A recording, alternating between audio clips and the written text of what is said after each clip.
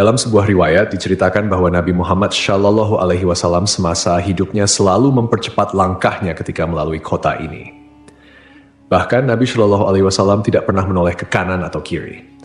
Selain itu, Ibnu Battuta juga pernah menceritakan adanya rombongan karavan yang enggan berhenti di Madain Saleh. Konon, keengganan ini disebabkan karena Madain Saleh merupakan kota yang terkutuk. Orang-orang Arab menyebutnya sebagai markas jin yang harus dijauhi. Jika terpaksa harus ke tempat tersebut, maka seorang muslim harus melewatinya secepat mungkin dalam keadaan menangis dan takut akan murka Allah Subhanahu wa Ta'ala. Namun, saat ini pemerintah Arab Saudi membangun kota ini menjadi tempat wisata sejarah. Tentunya, hal ini bertentangan dengan apa yang disabdakan Nabi Shallallahu Alaihi Wasallam. Lalu, bagaimanakah kisah sejarah masa lalu tentang kota ini? Namun sebelum lanjut, mohon tonton video ini sampai selesai agar tidak ada kesalahpahaman serta dukung kanal ini dengan cara subscribe, like, dan komentar agar kanal ini semakin maju dan berkembang. Terima kasih. Al-Ula atau dikenal juga sebagai Madain Saleh menyuguhkan gurun pasir yang menakjubkan karena dikelilingi oleh gunung dan tebing yang tinggi. Menariknya, tebing tersebut dipahat dan diukir dengan bentuk yang khas. Kaum Tsamud adalah masyarakat yang terkenal dengan keahlian mereka dalam bercocok tanam, beternak, dan arsitektur. Namun, keahlian tersebut membuat mereka sombong dan merendahkan kaum lain. Gaya hidup mereka dipenuhi kemaksiatan seperti mabuk-mabukan, berzina, dan berfoya-foya. Melihat penyimpangan ini, Allah Subhanahu wa Ta'ala mengutus Nabi Saleh alaihi salam untuk mengajak mereka kembali ke jalan yang benar. Nabi Saleh menyeru, "Hai kaumku, sembahlah Allah. Sekali-kali tidak ada bagimu Tuhan selain Dia. Dia telah menciptakan kamu dari bumi dan menjadikan kamu pemakmurnya. Karena itu, mohonlah ampunannya, kemudian bertobatlah kepadanya. Sesungguhnya Tuhanku amat dekat rahmatnya dan memperkenankan doa hambanya." Namun, seruan Nabi Saleh ditolak oleh sebagian besar kaum Tsamud, terutama orang-orang kaya dan berkedudukan tinggi. Mereka berkata, "Hai Saleh, sesungguhnya kamu sebelum ini adalah seorang di antara kami yang kami harapkan. Apakah kamu melarang kami untuk menyembah apa yang disembah oleh bapak-bapak kami? Sesungguhnya kami ragu dan khawatir terhadap agama yang kamu serukan kepada kami." Suatu ketika kaum Tsamud berkumpul di suatu tempat, lalu Nabi Saleh mendatangi mereka, menyeru mereka kepada Allah, mengingatkan, memberi nasihat, dan menyampaikan perintah kepada mereka. Namun mereka menantang Nabi Saleh, "Jika engkau bisa mengeluarkan seekor unta betina bunting dengan ciri seperti ini dan itu dari batu besar ini," mereka menunjuk batu besar di sana dan menyebutkan sejumlah ciri yang mereka inginkan. Nabi Saleh kemudian berkata kepada mereka, "Bagaimana menurut kalian jika aku penuhi permintaan seperti yang kalian inginkan? Apakah kalian mau beriman kepada kebenaran yang aku sampaikan dan mempercayai risalah yang diutuskan kepadaku?" Mereka menjawab, "Ya." Nabi Saleh kemudian mengambil perjanjian mereka atas hal itu. Setelah itu, Nabi Saleh menghampiri tempat salat lalu salat kepada Allah Subhanahu wa Ta'ala sebagaimana yang Dia takdirkan untuknya. Setelah itu, ia memanjatkan doa kepada Allah Subhanahu wa Ta'ala agar permintaan mereka dikabulkan. Allah Subhanahu wa Ta'ala kemudian memerintahkan bongkahan batu besar tersebut untuk mengeluarkan seekor unta besar dan bunting dengan ciri-ciri tepat seperti yang mereka inginkan. Saat melihat mukjizat itu dengan mata kepala sendiri, mereka menyaksikan suatu hal besar, kuasa nyata, bukti jelas, dan terang. Banyak di antara mereka yang beriman, namun sebagian besar tetap kafir, tersesat, dan membangkang. Karena itu Allah Subhanahu wa Ta'ala berfirman, "Tetapi mereka menganiaya unta betina itu, yaitu mereka mengingkarinya." Sebagian besar di antara mereka enggan mengikuti kebenaran meskipun telah melihat mukjizat tersebut. Di antara tokoh yang menyatakan beriman adalah Junda bin Amr bin Muhallah bin Labid bin Jawas. Ia termasuk salah seorang pemimpin kaum Tsamud yang tetap berpegang teguh pada Islam. Yang menghalangi lainnya untuk beriman adalah Zu'ab bin Labid, Habab si pemilik berhala-berhala kaum Tsamud, Rabab bin Sya'ar bin Jalmus. Junda mengajak saudara sepupunya Syihab yang juga seorang pemuka kaum Tsamud untuk masuk Islam. Syihab bermaksud untuk masuk Islam, tetapi dihalang-halangi oleh para pembesar Tsamud yang masih kafir. Akhirnya, Syihab kembali ke barisan orang-orang kafir. Karena itu, Nabi Saleh berkata kepada mereka, "Ini seekor unta betina dari Allah. menyandarkan unta tersebut kepada Allah sebagai bentuk kemuliaan dan keagungan, sebagaimana istilah Baitullah atau Abdullah, sebagai mukjizat untukmu, yaitu sebagai bukti kebenaran ajaran yang aku sampaikan kepada kalian. Biarkanlah ia makan di bumi Allah, janganlah disakiti, nanti akibatnya kamu akan mendapatkan siksaan yang pedih. Quran Surat Al-A'raf ayat 73. Pada mulanya, mereka menyepakati bahwa unta tersebut boleh berada di tengah-tengah mereka, memakan rerumputan dimanapun dalam kawasan mereka, dan mendatangi air pada hari-hari tertentu.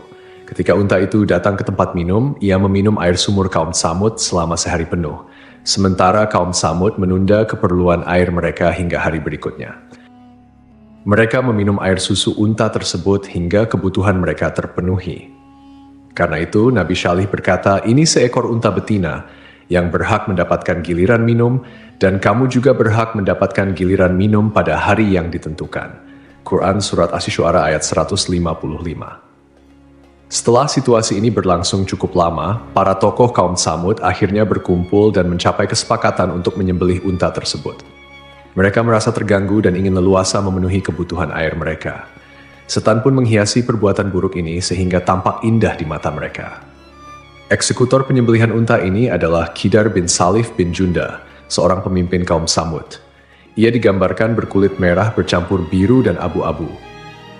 Ada yang menyebutkan bahwa ia adalah anak zina yang dilahirkan di tempat tidur Salif. Salif sendiri adalah anak seseorang bernama Syaiban. Aksi ini dilakukan atas kesepakatan seluruh kaum Tsamud. Karena itu, tindakan ini dikaitkan dengan mereka semua.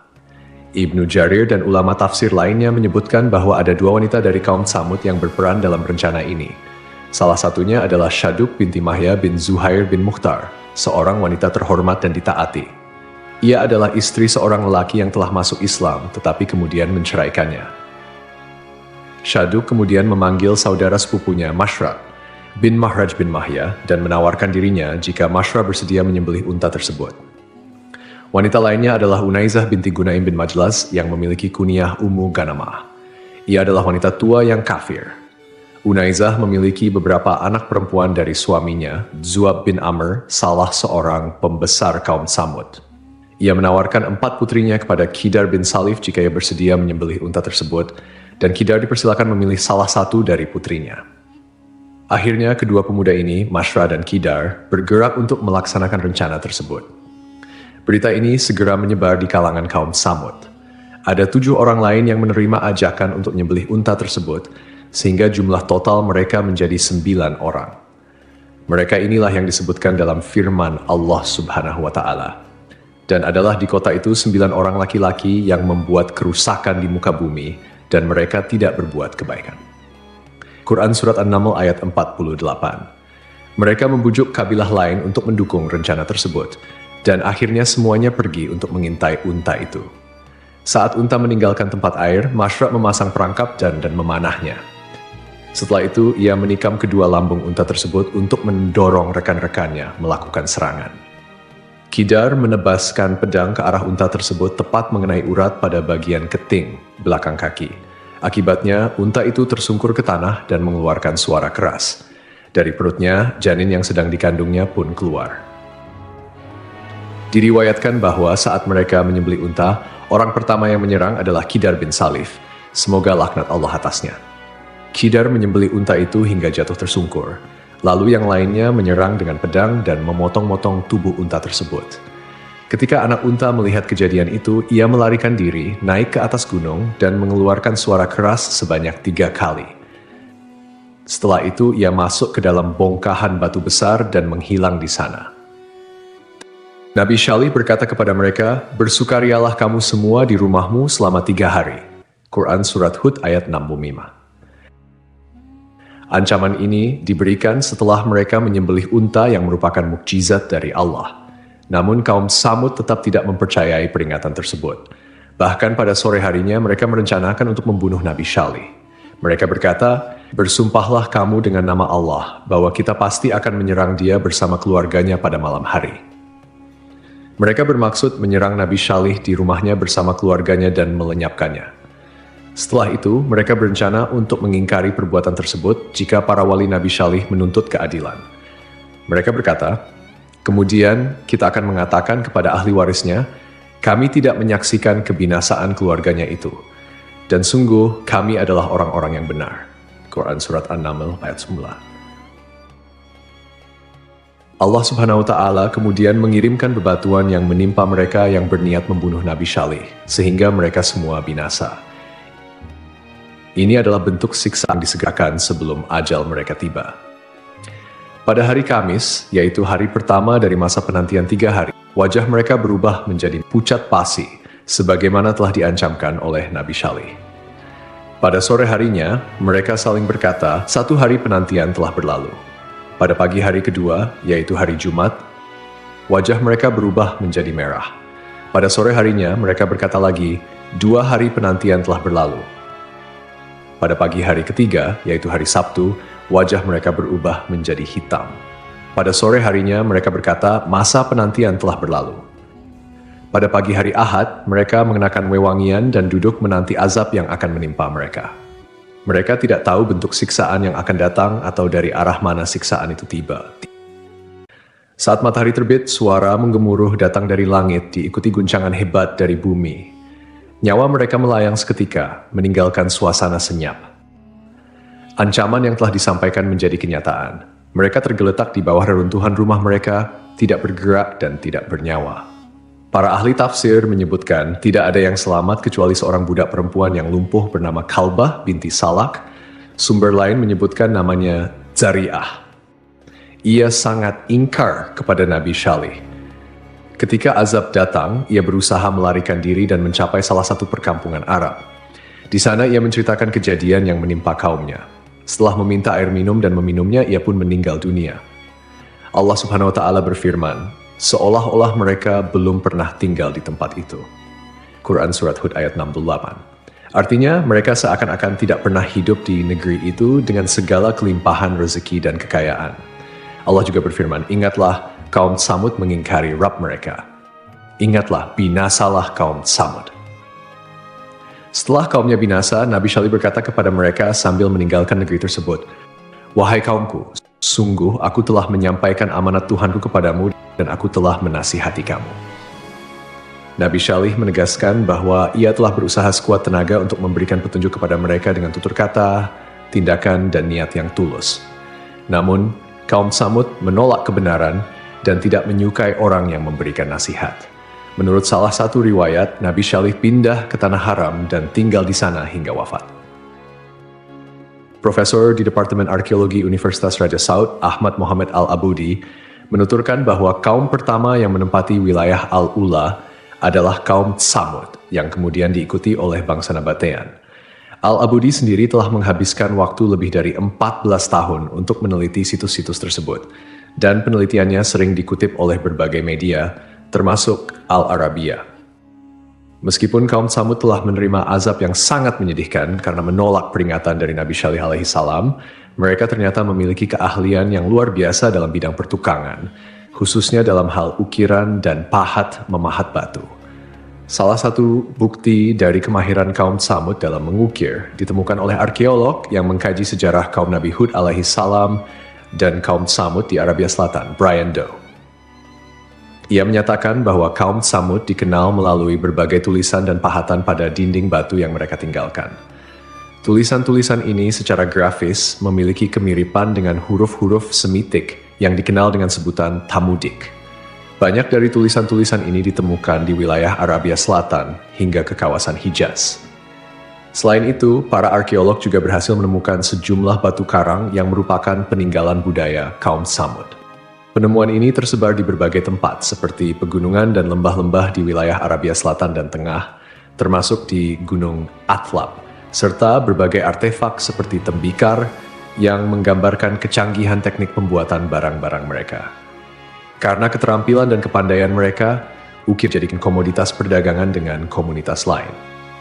Sebagian dari ukiran tersebut juga digunakan sebagai dekorasi di rumah-rumah mereka. Kaum Tsamud juga dikenal memproduksi barang pecah belah seperti tembikar dengan desain unik dan nilai seni yang tinggi. Selain itu, mereka juga memperdagangkan kemenyan dan rempah-rempah yang memberikan mereka kekayaan yang memungkinkan mereka membangun istana, rumah yang dipahat dari batu, serta makam-makam yang terletak pada tebing-tebing karang.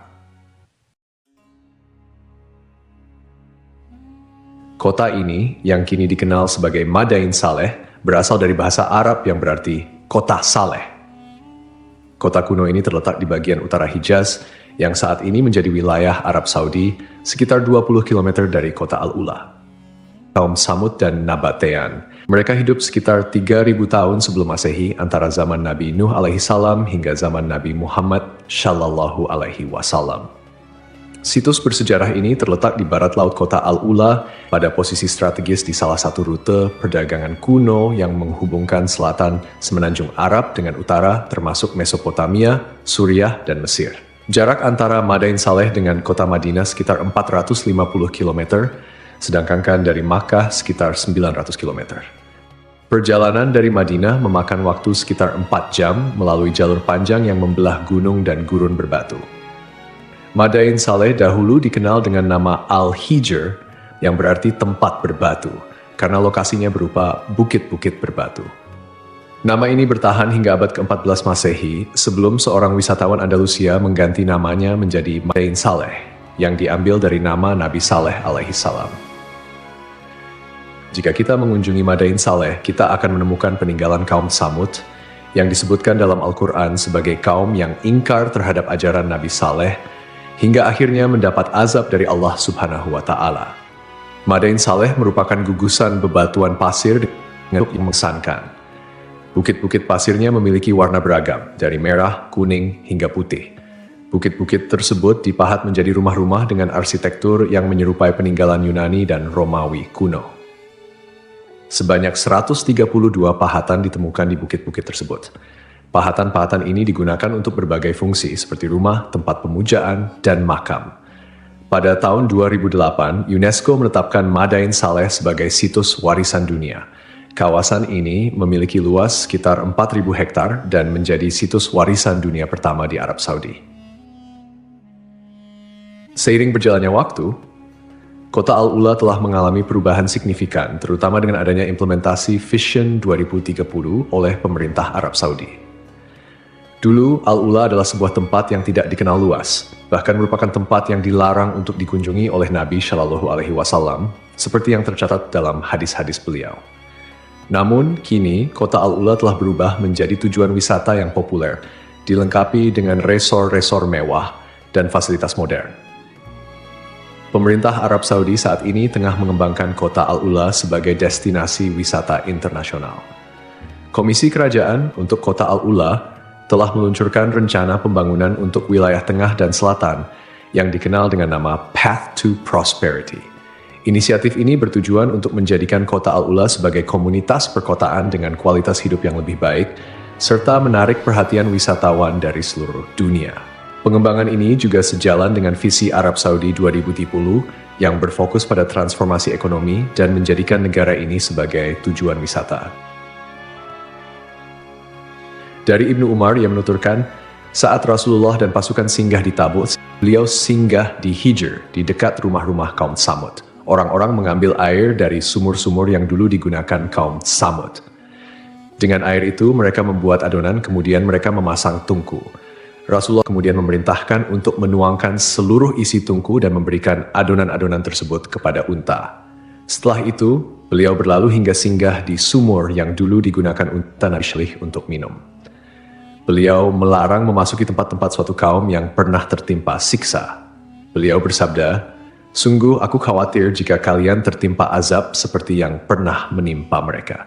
Rasulullah juga bersabda saat berada di perkampungan Hijr, "Janganlah kalian memasuki tempat-tempat mereka yang pernah tertimpa azab itu, kecuali dengan menangis.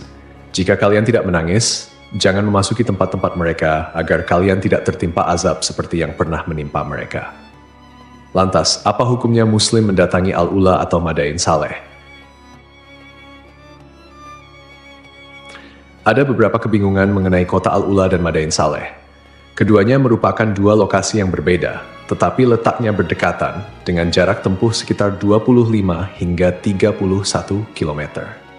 Ulama Arab Saudi, Sheikh Asim Al-Hakim, ketika mendapat pertanyaan tersebut, mengatakan bahwa Madain Saleh adalah daerah yang dilarang Rasulullah untuk didatangi.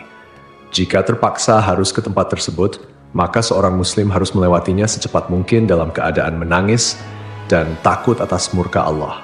Namun daerah ini harus didefinisikan dengan jelas, karena saat ini Madain Saleh adalah nama yang diberikan untuk seluruh wilayah. Daerah yang ditimpa azab dan siksa Allah adalah daerah yang terbatas. Oleh karena itu, seseorang harus bertanya kepada ahli tentang lokasi tersebut, di mana daerah ini bermula dan di mana berakhir. Inilah daerah yang tidak boleh dimasuki atau didekati.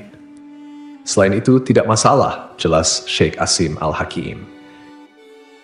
Tidak semua daerah Al-Ula atau Madain Saleh tertimpa azab Allah yang diturunkan kepada kaum Tsamud. Oleh karena itu, penting untuk mengetahui batasannya, mana daerah yang dilarang dan mana yang diperbolehkan untuk dimasuki. Daerah yang terkena azab Allah jelas tidak boleh dimasuki. Wallahu alam. Bagaimana pendapat sahabat sekalian?